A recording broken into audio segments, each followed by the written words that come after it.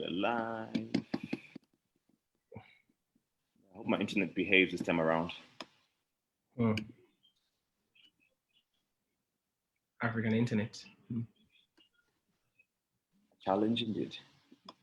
Cool, we are live. So I'm going to introduce you to the show. So welcome to another segment of the Young African Creative Conference. This is our last panel discussion, and it's the most important one. Money, money, money, money, money. We've spoken everything, what's happening on the continent. We've spoken about what young people are thinking and doing. We've spoken everything about mental health. Now we're talking about, well, what pays our rent? Rent is due in a few days, you know, depending on when you pay your rent. Mine is due on the 1st. So let's discuss the business side of the creative industry. We have Shakira in Cape Town, she runs that network. She'll introduce herself. We have Sukara or Kara, depending how well you know her, in London, in the UK. And then we have Aaron, who publishes a great magazine and is a great designer. So please introduce yourselves. Let's start with Shakira. Why did I have to go first? But okay, let's jump straight into it. Hi everyone, my name is Shakira, and as Lillian mentioned, I head up that network. We also have a sister company called TN Communications, which is our digital comm side of the business. But that network focuses on helping creatives grow in three main ways. Number one, we connect the creative to the client, so putting money directly in their hands. Number two, we facilitate those relationships. So through that facilitation, we help the client understand the mind of the artist, of the creator, the creative, whichever term it is that you want to use to describe the person. And then we also help the creative sometimes level up their skills, and it could be things as easy as email etiquette, how to negotiate with the client, how to really sell what it is that you're doing, and even how to put together your invoices. So facilitating that relationship. And then the final way that we help creatives grow is through training and development work. So we have an open source YouTube channel that shares a ton of knowledge and information about how to navigate the business side of the creative industry. We do WhatsApp events that talk about similar topics, how to manage your money, how to manage your social media, just all these little things that creatives tend to struggle with sometimes. And then we also host, well, pre-COVID, we hosted quite a few physical workshops. We went into communities, particularly in Cape Town, because that's where we're based. And we did workshops, we did think tanks, we just had open discussions about how we can really help creatives on the ground, particularly those who are based in townships in Cape Town and on the Cape Flats. Yeah, so that's us. Thank you. Ooh, amazing work. I'm a fan of everybody, but also I'm a fan. Kara, you can go next. Hi everyone, I'm Swakara. I am the founder of Better Shared. And Better Shared is a global art marketplace for contemporary African art. We work with artists both on the continent of Africa and across the diaspora, so in the UK, the US and Europe. And I'm also a business consultant, helping creatives essentially market and monetize their work. So probably quite similarly to Shakira, I'm helping artists with the business side. So everything from kind of workshops to kind of content and talks such as this, helping artists really understand how to turn their talent into a business and all the kind of different parts of that build, yeah, their business and their career.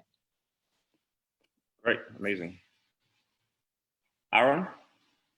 Yes, hello everyone. My name is Aaron Yabor Jr. I'm a visual designer. I also run an independent creative agency based in Accra. We focus on using design as a tool to inspire and educate, and also use it as an innovative tool to help across different solutions and different problems. Besides that, I run a publication called African Lens that features and celebrates African photographers from the diaspora and those in the motherland as well. So yeah. Right, amazing. I'm just a big fan of everybody here. That's why you're all here. You all run amazing businesses that I think Creative Nestings feeds off regularly, and it's amazing to watch, like, you know, all of you create all these businesses and stuff. So let's start with I guess with you, Aaron, just finished talking now. How is business in 2020? Yeah. Design wise, it's been pretty good on my end, at least I'll say, because it's not necessarily anything physical demanding per se. In a physical sense, it's virtual work. So I think a lot of people got creative during the quarantine and lockdowns, whereas they wanted to start businesses. And of course, if they want to start businesses, they want branding work, they want websites done, they want apps done. So it got me busy as far as that. And I already had ongoing work that still was in motion, even though we had lockdowns and we had quarantines and all that. So I think things were moving, not as much big projects per se. It's much more of small minor projects that people wanted to tap in and, you know, have like a sense of visual presence. I'll say that, but not like necessarily like big projects where it's gonna have like a big budget stuff. Yeah, so I'll say that. So it's still ongoing. I think as far as Ghana, I think things are back. I won't say back on, things are normal. I'll say no, because we don't have any lockdowns, we don't have any quarantine. It's things are moving as it is. We have election coming in December, so all the attention has shifted to election. But so far so good. Yeah. And the publication? The publication, we released a publication early this month. I forgot an actual date, but it was released. The reception has been great. People love it. And a lot of people recently discovered the publication via Instagram. So they were quite surprised that such a thing is there. You know, I guess we are not too loud with it as far as putting what the publication is and what it represents. But it's been like an organic growth where people are slowly discovering what the publication is and what it's about. So far, so good. Yeah.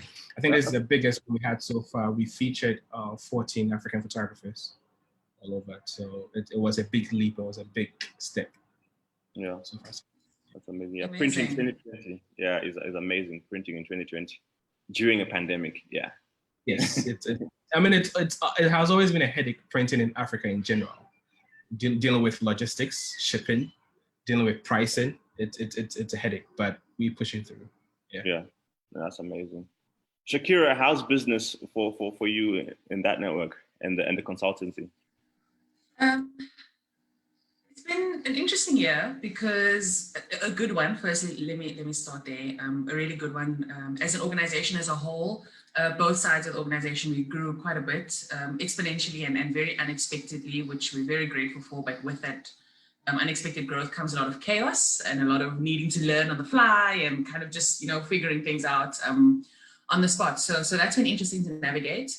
I think one of the biggest things, I know that we are here to talk about money and sort of, you know, hard cash and that kind of thing. But one of the biggest things for me, I think, was 2020 really just forced us to take the leap, you know, and to do the things and to take risks that we wouldn't have taken. I think personally as an individual, and then being the individual that leads the organization, I tend to err on the side of caution.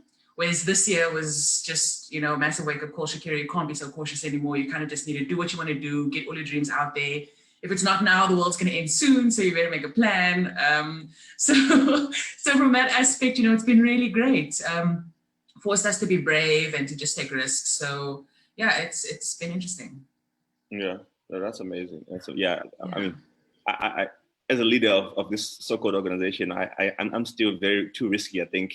I know the world might end any time. I think I should take more caution. Well, you're a massive inspiration to all of us. So I think keep taking those risks, because by you pushing, you push the sector as a whole. So yeah. Yeah, and and that's not what my partners say. Yeah. So, Cara, how's business for you at Better Share? I know there's been a lot of changes. There were changes that were being planned for this year. How's that gone? Yeah, so for us it was, I think the keyword was just digitize, so everything and virtual. So everything basically took a bit of a pivot. Like, we're obviously already an online marketplace, so we have the ability to sell online, and we don't actually keep any inventory. So for us, there was a big challenge with like, especially like monitoring the kind of lockdowns in different countries, you know, shipping restrictions, kind of all of that stuff. But it was, yeah, kind of a word, I guess, two words were kind of pivot and yeah, digitize or pivot and things being virtual. The first thing we did in terms of marketing was we used to do a lot of like pop-up events, and that was where we kind of drove, yeah, kind of a lot of awareness and where people kind of first saw the brand. So we kind of, the first thing we did was took that kind of concept of it being like a virtual experience or an experience, and then taking it virtual. So we created a virtual gallery in summer called Summer Shared, which allowed people to visualize the art in a space. And what was great about it being virtual is that we got to really explore creatively, and I've kind of created this like summertime. So it almost felt like you were traveling to a destination without obviously actually traveling.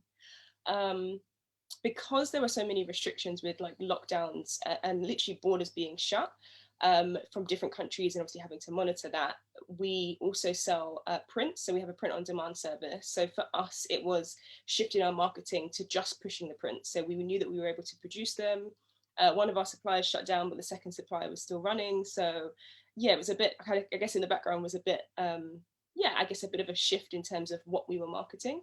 But yeah, I think that worked pretty well, and we were able to sell kind of way more prints. And I think where people were at home, yeah, we just basically picked up on that aspect of the fact that people are at home, kind of what are they going to be interested in, how do we still deliver in this capacity, or kind of in the world that we are living in kind of currently. And I mean, in England, we're still in lockdown. We come out next week, but because we ship to the US, Europe, and the UK, and we obviously ship sometimes within the continent as well, it meant that we had to, yeah, quickly pivot and quickly work out what we were doing to keep that business going, and just to make sure that we're still being able to deliver on what customers and people were asking for. And then for the consultancy side, for me, it was a big time to teach creatives how to turn their workshops that were kind of a big income stream for them, you know, being in real life, to then pivoting and being like, okay, how do you now teach this online? Like, how do you keep that income stream running, but how do you quickly make that, you know, a thing that's online and not free? Like, how do you actually make money from that? So I developed a workshop kind of in the first lockdown, and I've literally been, yeah, kind of producing that. I did that live. I think, Dylan, we spoke about that a little bit on your podcast as well. Yeah, just helping, making sure that the community as well, because we're a two-sided marketplace, also making sure that the community of creatives and artists still knew how to make money in this time. You know, where they were maybe, selling originals, doing commissions, it was actually, how do you now sell your talent and sell your creative skill online? So yeah, kind of producing that workshop, and that's now available as people can watch that back.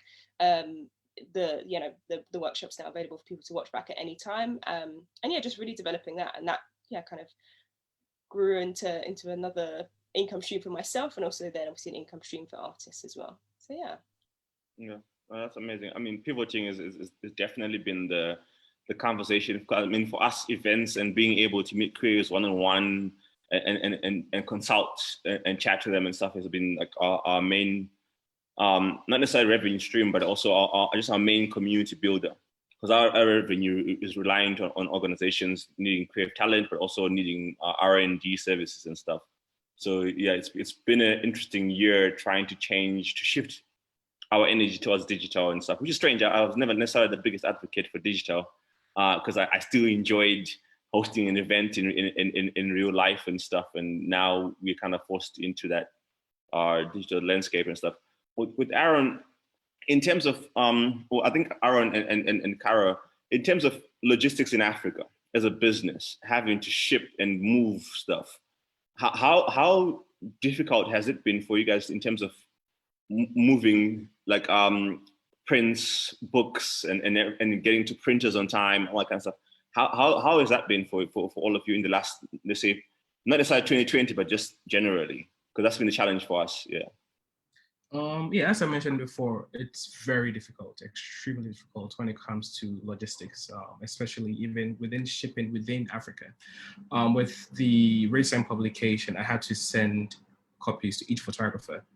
And mind you, I think there are about 10 of them that were within Africa. So Kenya, Senegal, Morocco, Lagos, Abuja. That's as far as I can tell. And even like living in Accra in Lagos, I was thinking, oh, it's just right here.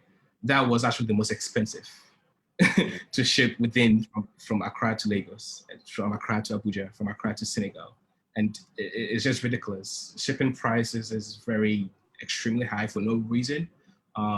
Also, payment portals, whereas it's very difficult for citizens like Africans within Africa to make purchases within international platforms. Because I use a print-on-demand printer in Netherlands, so they do not accept most African payment portals. So it's quite, I don't know, it's just that when it comes to payment and logistics, the rest of the world shuts Africa down, whereas they don't recognize or they don't even see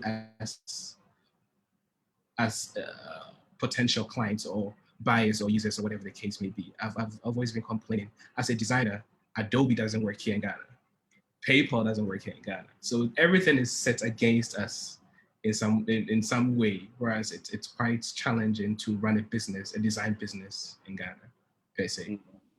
Yeah, that's crazy. Yeah, I mean, shipping and logistics here are just ridiculous. It's cheaper for me to send something to the UK than it is to send something in Africa, which is ridiculous. It should be easy, So I think that's something that affects a lot of creatives in terms of income generation. Because now, if you want to ship, now you're gonna have to add an extra. It's gonna be more expensive to ship, than the actual product itself, which is a very strange, I guess, way of doing stuff on the continent and stuff. Yeah, it's ridiculous. Yeah, Kara, what are some of the challenges you're facing in terms of logistics? So that's what actually stops people. I know a lot of people want to. We lost you for a second there, sorry. Oh, go ahead. I'll just say these are the things that stop a lot of people from engaging in the print world, because it's the price and the operational cost is ridiculous. Yeah, it's super ridiculous. Yeah. Kara, sorry, you're good, Kara.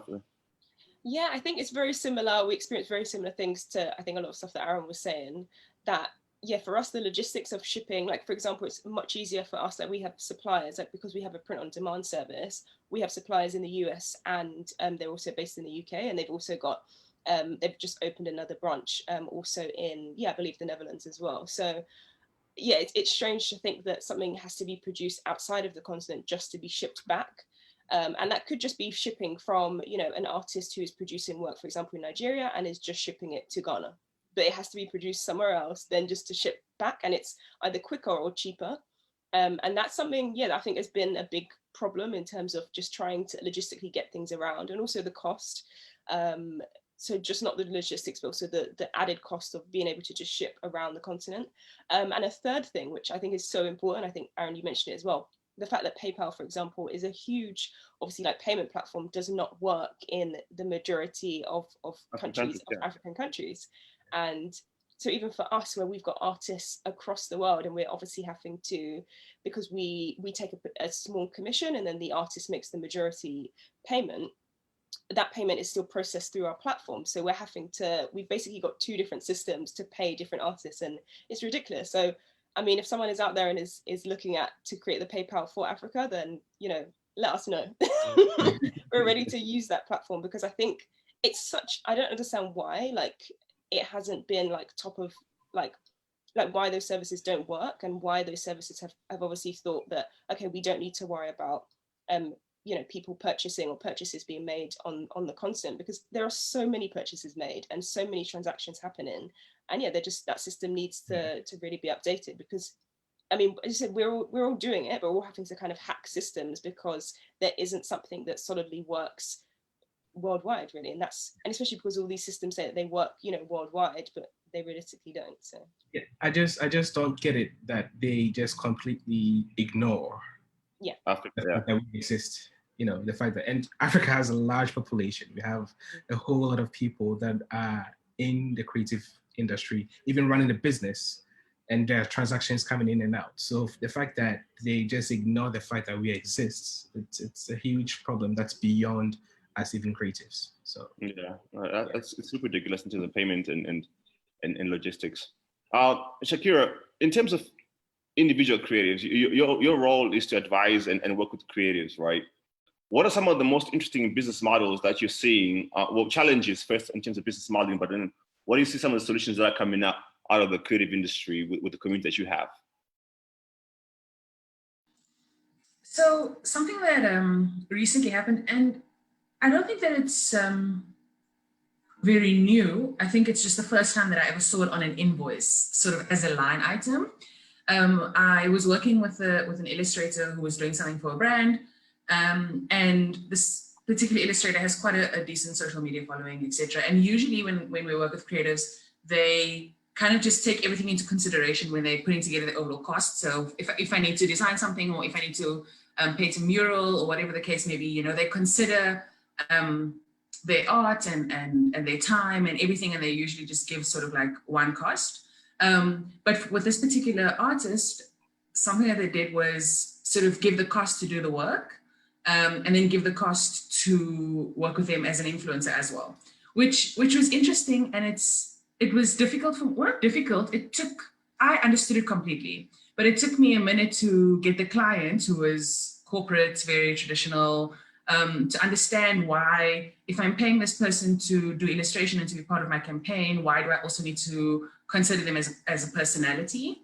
And that's been something that's been growing more, is that, you know, that creatives are realizing the power of digital, realizing the power of community, realizing the power of online, and saying, actually, if you know, sort of Mr. Brand, Mr. Corporate, want to work with me, and you see the value in what it is that I bring to your business, but you're not willing to recognize it yet.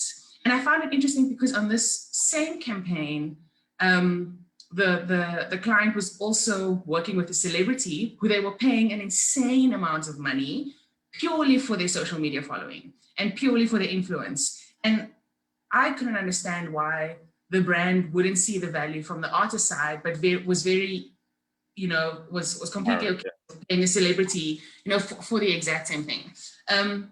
So that, I don't know if that answers the question sort of directly, but that was something interesting that I've seen. And then a lot of people are obviously starting online stores. I've been seeing a ton of creatives trying to merchandise their product, and this is why. Not to punt on event, Lillian, sorry, but this is why we realized that actually that having a session on artistic merchandising in our conference next week was so important, because so many artists and creatives are looking into merchandising their art now and turning their art into so many different things. I mean, it's no longer just, okay, you know, I'm a painter, I'm selling my painting, or I'm an illustrator, I'm going to print my work and put in a frame and sell that. But, you know, can I turn my art into pillowcases? Can I turn them into mugs? Can I turn them into t-shirts, into cell phone covers, into pencil bags, like all of these different things that creators are really starting to look into, which I think is cool. But again, just, you know, what Aaron and Sokara, sorry, I hope I'm pronouncing your name correctly, yeah, was saying, the logistics behind all of that, you know, and wanting to set up online stores. Also just the logistics behind that's been one of the biggest challenges. And then I think another challenge is, with everything moving online and with us having to connect like this, is that people don't value online services, and people don't value what it is that you bring them online, which is actually something that I wanted to ask Cara earlier on. You were saying about how you took what you're doing in the physical world and took it online and not in a free way, and to try and actually monetize that. And that's been one of the biggest challenges. So, okay, I'm doing guitar lessons, and usually you would come to my studio, you'd come to my house, and we'd do the lessons that way, but now I'm doing them, you know, on Zoom, or I'm doing them on Teams, or whatever the case may be. But people seem to think that that's worth less than me actually doing it in a physical space. So getting the community around artists to value their work the same way that they would value it in the physical space, that I find has been a really big challenge. Even like online concerts and things, online DJ sets, it took a long time for people to understand why they needed to pay for those things. Online comedy shows, you know, there was almost this expectation that everything on the internet needs to be free. And that even though the creative was putting in time and effort to still rehearse, to still, you know, put a home production together, hang their curtains up nicely to try and make it look like a stage, like all of these things go into running a sort of home-based concert, if you want to call it that, and people just don't value that. So I think that has actually been one of the biggest things. Yeah. I mean, Cara, you can respond to that and also speak about how then do we show value, right? Right. I mean, I struggle with that, right? If this conference was physical, I probably would have made it paid. But then because it's digital, I was like, you know what? It's a couple of Zooms. What's the difference? You know, so how do we shift our own mindset around that? And then how do we shift our communities and audiences to do that? Yeah. So Yeah, Kari, I think it comes down to, both Dylan and Shakira, I think it comes down to the value that you're giving. So when I was talking about shifting those like in real life kind of workshops and things that creators were doing and then shifting those online, it wasn't just, I think people think, okay, you just turn on Zoom, I'm just gonna, just do something, but it's actually about shifting and adapting it for a digital audience. So, for example, in my workshop, we talk about everything from kind of how you're marketing it to thinking about what it is that they can actually do if they're, if they're doing something physical at home. How are they actually doing it? Are you giving them a list of equipment, or are you giving them a DIY pack that goes home with them? Are you giving them, and also think about, I think when it comes to digital, there is a different way of things, like you can make it a bit more of a kind of a sense of a community. So if there was 10 of us in this group, is it more of a show and tell? Is it a bit more of a, we obviously can't give maybe one-on-one guidance, but maybe we could do something where you're doing something as a group. So it's about, I think, thinking about that value and also thinking about and being realistic. Like, if you were going to do, I don't know, a £50 very private painting lesson, it's probably not going to be £50 online because they are not, you're not hiring the space, you're not, they're not having to travel, but you can still monetize that. So it's still the time that it takes you, the equipment costs. And I think that's what I got people, artists, to really think about, is the fact that we don't tend to think about our time as money. We don't think about monetizing our own time, and that's really important to think about. Like, if we were asked to go and do a physical talk somewhere, we probably have a fee where we would say, okay, we might do some stuff for free, and then we might go, well, actually, if a brand wants us to do a talk, then yeah, fair enough, you can maybe, we have a set fee. So it's the same, it's about I think what value you're giving. And I think even there is probably going to be a shift. I'm not sure if Dylan, there's probably a question to you as well, in terms of online conferences, and even we started to think about that with like virtual spaces, where actually there's a chance to monetize it commercially in terms of brands. So in terms of where you probably got sponsorships and partnerships before, it's now thinking, okay, how can we maybe integrate the brand in this? So I've seen this with like some of the kind of like creative conferences or like business conferences, is that they're still kind of tagging on this like sponsorship side.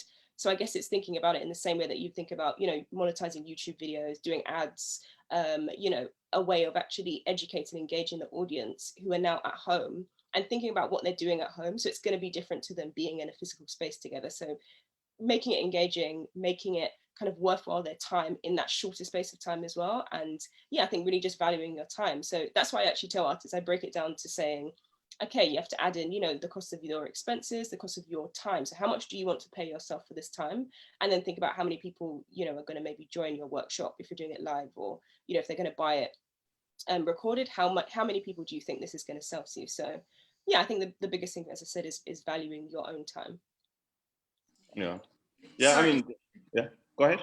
No, could I just respond back with you, or sort of just throw another span in those works?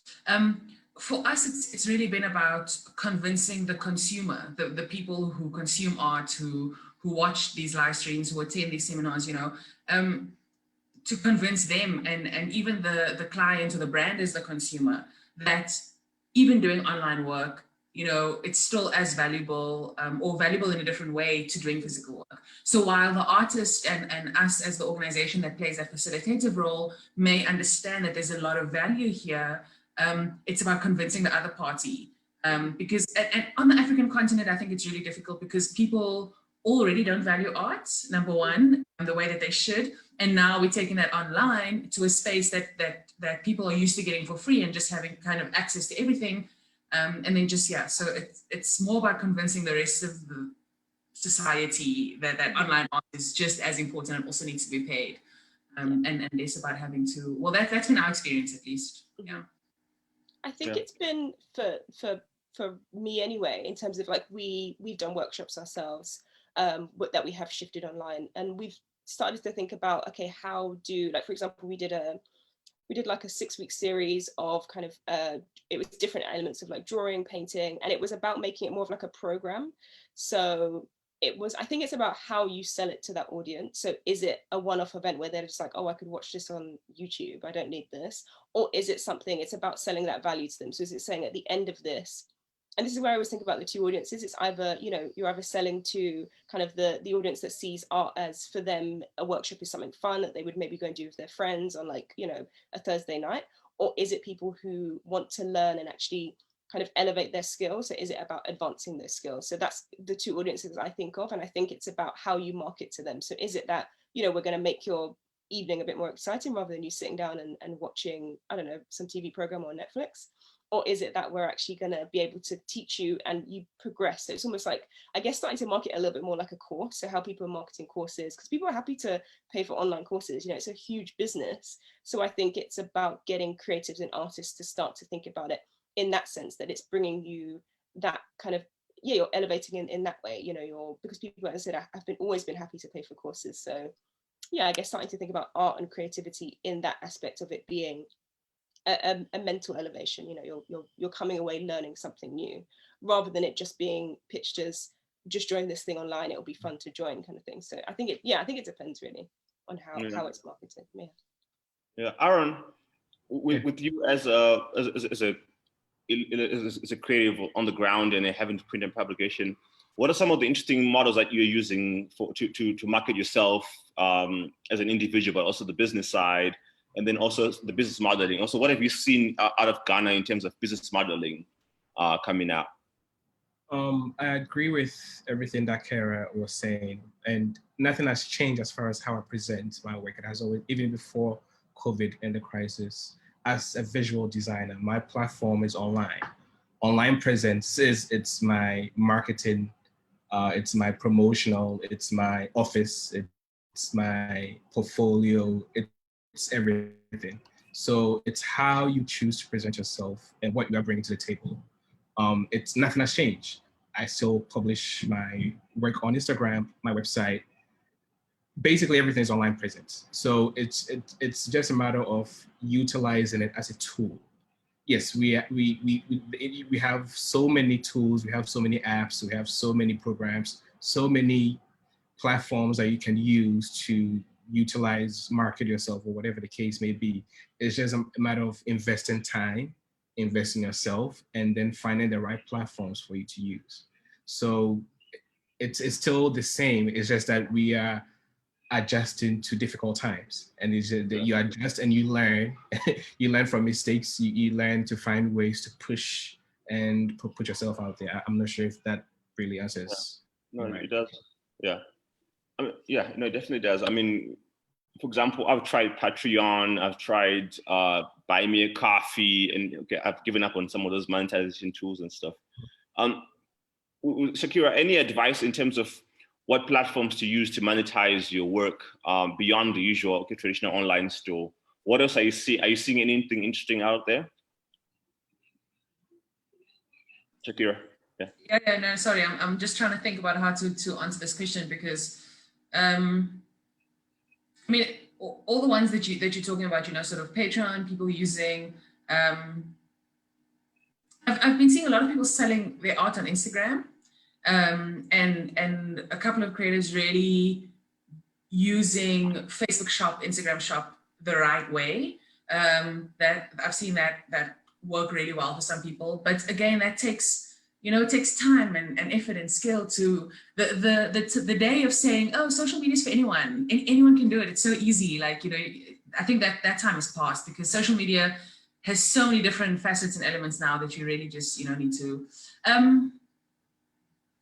yeah, it's a difficult one, because apart from sort of Patreon having online stores, I haven't seen nothing is coming to mind right now that stands out as being really wow. I'm seeing a lot of people doing really good things on the platforms that are available, and we can chat about those. But I think your question is more about those sort of wow stories. Yeah. And nothing is kind of coming to mind that says to me like, oh, wow, that's a really new platform, and I never knew about that. And, yeah, let me think about that for a minute. And if something comes to mind, I'll let you know. I mean, you yourself are a good example of trying out a new thing, the WhatsApp conference coming up. For me, that's true. Thanks. Yeah. Okay. So yeah, the WhatsApp conference kind of came about. I mean, you saw that when lockdown started, we tried out, a couple of WhatsApp events. I know that you attended a couple, and that worked really well. And we had a lot of good feedback from people. in terms of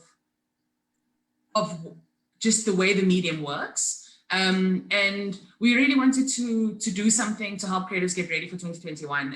And I was thinking to myself, okay, you know, people really have digital fatigue, I think, sitting on Zooms and attending all these online meetings and having their cameras on and having to sometimes stay at home to be able to attend something. So I was thinking, what is a platform that, you know, that you can sort of take anywhere, and WhatsApp worked really well. But the most important thing was that we really tried to make all our interventions accessible to, I hate this term, but marginalized communities. You know, and data in South Africa is very expensive, and people don't have access to YouTube. So we have the Creators Guide, which is on YouTube. But one of the things about the Creators Guide that always bothers me is that it's only available, or the people who watch it are people who already have access to tablets, laptops, phones, and then people who have lots of data or access to Wi-Fi. Because our videos are quite long, they're sort of like 20 minutes. So that takes a lot, it's very data intensive, and WhatsApp is data light. And you can do it anywhere. You can sit on the train, you can sit on the bus, you can be with your mom, and you can still take part in the event, which I thought was great. And then people can come back to the content whenever they want. And I mean, we did get some funding from the Department of Arts and Culture. That was through their COVID relief grant. They were looking for digital solutions for artists. So we sent through a proposal for that, and that was great. But yeah, other than that, the previous WhatsApp events that we've done, we didn't monetize them. We kind of just were trying out the model. But I think that moving forward, we'll definitely invest a little bit more into the platform, because I think WhatsApp has a lot of, there's a lot of power there, particularly within Africa. Yeah, no, definitely. I mean, it's one of the biggest platforms used in terms of communication. So yeah. Yeah, and so if I can just quickly add, I attended a talk 2 days ago where someone said, stop building new apps.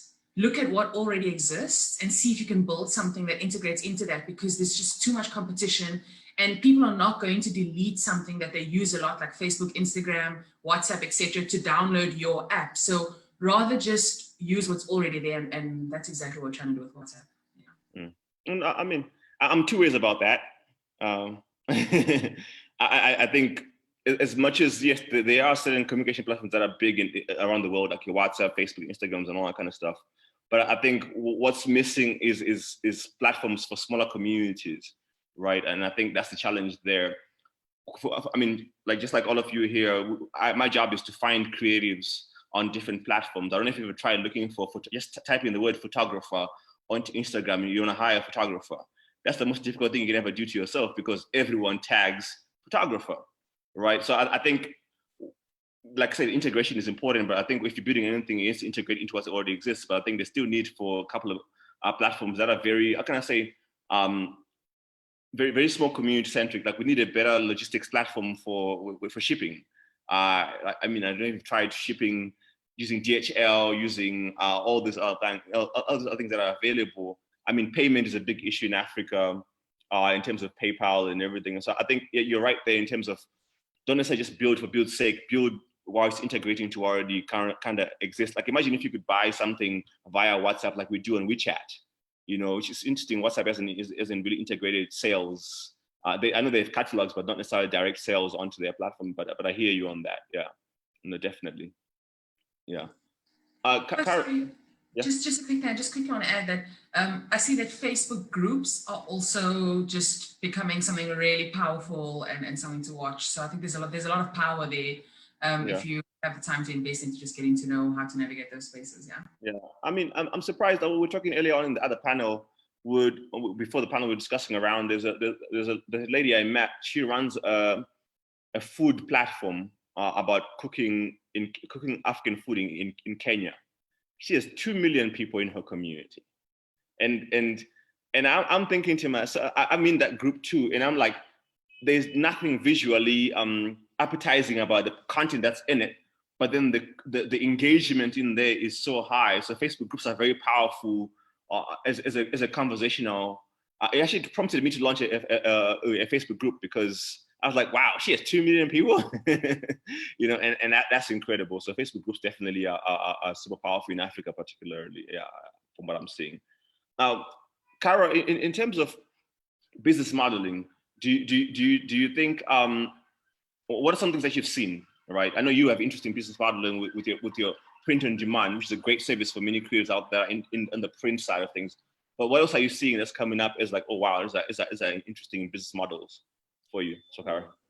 I think social commerce. I think we've kind of talked about it a little bit with obviously like Instagram and other platforms, but I think social commerce has kind of picked up. Like I found like some Instagram page, and literally all they took you to was like a WhatsApp. So they do all of their like basically, I guess, all of their commerce. I guess they direct the person eventually to kind of purchase on their site, but the only link they had was to go and kind of have this almost like one-to-one concierge service on WhatsApp. So I think that's really interesting. It's something that we've been looking at to basically we're launching a free art advisory service, and we've been kind of testing it out, seeing like we kind of do a lot of things through DMs, like we do sell things through Instagram, and we also sell things obviously on our website. But just looking at that process and looking at how can we make it easier for people just to speak to us, to get some advice on what they want to buy. And then literally, yeah, I think it'd be great once WhatsApp, obviously you can purchase on the actual platform, but to have that whole process in one platform, you know, on people's mobiles. So it's accessible to anyone wherever they are in the world, because that's who we sell to. So yeah, that's been something I've been looking at a lot in terms of business models and how you can actually adapt to, rather than them kind of, you know, making that trail across, you know, they find you on Instagram, then they go visit your website, like that kind of discovery to purchase process, but looking at how can you make that a little bit more succinct, maybe in one platform. I'm trying to think of other business models I've seen. I think for me, that's been the one that I've maybe been most focused on, because that's obviously something that we're looking at. But I'm sure there's others that are kind of popping up and things that people are doing. But yeah, I think social commerce has been a big one, and I've seen it for like really big purchases. So especially people who I said who are doing concierge services. I found one for like a very super VIP concierge service, and it was all on WhatsApp, and I was like, wow, well, and they were like, it's super convenient for them. You know, these are people who are spending, you know, millions and whatever they're spending. They have that money to be buying big things. But I saw, like, I found the website, I saw it, and I was like, okay, so this whole thing just works through WhatsApp. And I think it is. I think we've just got to a stage where people just want things to be easy and to be, yeah, kind of easy to use, really. So yeah, no, that's amazing. Yeah, social commerce is definitely here to stay and stuff. Yeah. I think in the interest of time, I'm gonna ask one last question, more advice than anything else. I'll start with you, Aaron. What advice would you give someone trying to print a magazine? I know I've asked you this before. Trying to print, I don't think print is dead. We make good revenue from books and stuff. What is the advice that you have for someone to print a magazine? What are those quick tidbits? Okay, this is what you should do if you want to run a successful print magazine. Figure out the logistics that works for you. That's yes, I can say. Design. I know design is not going to be a problem. You can make the fanciest design, whatever the case may be, but figure out how you're going to ship and how you're going to receive payments. What I would say is start small. As much as I started African Lens in 2014, I still believe we are nowhere close where I want it to be due to the setbacks and challenges that we have. So still starting small, making things organic. I still use print on demand system. Print on demand is expensive, but it's the best model I can use for now until African Lens is able to self-fund itself and use offset printing or whatever the case may be. So there are several platforms that do print on demand. I'm sure Shara also mentioned as far as that's a model they use for BetaShed. It really saves you money if you don't have the finance to finance the project. So look into platforms and organizations that use print on demand. Yeah, just start. I'll just say just start, but just be aware of the challenges that are there. And whatever the case may be, there's always a way around it. It may not be the best model, but it's something that you can work with for now. Yes, and I think the more people are doing it, the more people are pushing things, I think the gateways will open. You know, and hopefully investors, creatives, business people will be able to find ways to help resolve this. Yeah. Well, thank you for that. Shakira, what for a creative starting out, what advice would you give them in terms of the business side? I think definitely start thinking about your art in a different way and take your talent to unorthodox spaces. Learn how to do that. Learn train your mind to think in that direction. One of the craziest requests that we ever got was, can you put a dancer in our quarterly financial meeting? And can your dancer interpretively dance what our stats were for the last quarter? Wow. Do you understand? That was for a tech company. And I mean, luckily tech companies are very sort of out there and, you know, they're willing to try crazy things like that to stimulate excitement and creativity in the office. But that's a perfect example of taking your art to an unorthodox space. And it does take you need to probe your own mind. And the more you can probe your mind and the more you can figure out, as creatives, we need to figure out how our art adds value to the traditional business world, because they are not interested in coming to us and figuring out the relationship. We need to figure it out for them. If we want to make money, we need to think, hey, how can I take my art into this corporate space, and then pitch it to them. And the more you do that, the more out there your idea is, the more value you can add to their company and their business, the more likely they are to listen to you, the more likely they are to book you, and the more likely you are to make money. So yeah, take your art to unorthodox places, definitely. That's crazy. Yeah. So all of you dancers watching this, make sure that you're pitching. It's end of the year. You know, people will get data to interpret. You know, so so definitely that's a crazy idea. Yeah. Thanks for that. Yeah. So Cara, I mean, we had chat about this before. Well, how would you advise creators to price themselves? How do they come up with that science? I know you're the master of this side of things in terms of pricing. So how do creators price for themselves? A quick tidbit on that. I think a big thing to start with is kind of finding out who your audience is first. So you need to be aware of who your audience is, because with art, it's so perceptive. Like it can, you know, you can go from this scale all the way up, and people can jump like overnight, depending on, you know, whether they're represented, whether they're not. And also, yeah, as I said, the big thing was obviously paying yourself. So if you want to do like a very basic kind of base, you know, a kind of a base level kind of where to start from, you need to work out your expenses. You need to work out obviously what material have you used to produce this. So, you know, if you're selling an oil painting, it's going to be a different price to an acrylic painting. I don't expect you to be selling the same thing at the same price, because oil is, for example, is worth more than acrylic. And yeah, think about your time. So it's not, with art, it's different. It's not just based on your time, but just for you to get kind of a basic level, like understand that.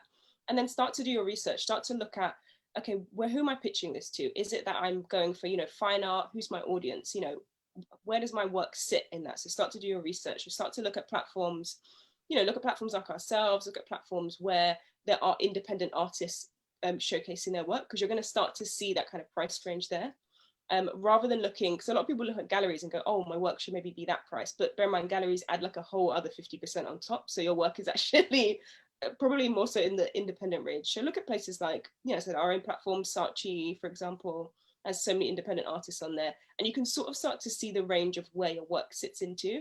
And that's kind of, I would say, a base level for you to start up. And the more kind of experience that you have, the, you know, kind of the more kind of shows that you've done, try and get your work out there as much more, you can start to kind of build on that price and start to build up. And don't be afraid to I always say to artists, like, you're not your buyer, you're not buying your art. So if you're like, whoa, this is expensive for me, that's fine, like, because you're not going to be buying it. Like, think in the mind of that person. So think about, really visualize who that person is that you want to sell to, and think about you having that amount of money, and then you'll see the value of your work. Because a lot of people just go, oh, I'd never pay that, so I'm going to price it lower. There's no point devaluing yourself, because to that person, it's not as expensive as you think. So it's something that they're used to paying. So yeah, that's what I would say. Yeah, amazing.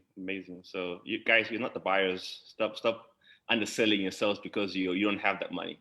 You could have the money if you price yourself right. Exactly. So just to raise a point with what I've gathered so far with what Cara and Shakira, what they do, and I think it's very much important that as creatives, as a designer, we are not very much inclined to the business side of things. So having platforms and organizations run by you both, I think it's good to represent us. So as a creative, their mindset is mainly on creative, mainly on designing, not necessarily these things that you mentioned per se. most of us do not have the access per se to these information. So I think in the business of design, it's very much well needed. We don't just need designers, we need critical thinkers like yourself that are out there that are always finding solutions to problems. So as long as there's a balance of platforms and institutions and people like yourself that are behind the scenes, not necessarily creating, but helping the business side of creating, it will help as well.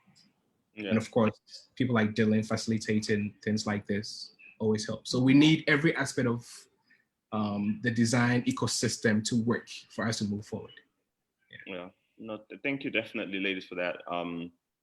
Yeah, Aaron's price is about to go up, so book him now, you know, because now he's gonna have a conversation with Shakira and Swakara, and his price is not gonna.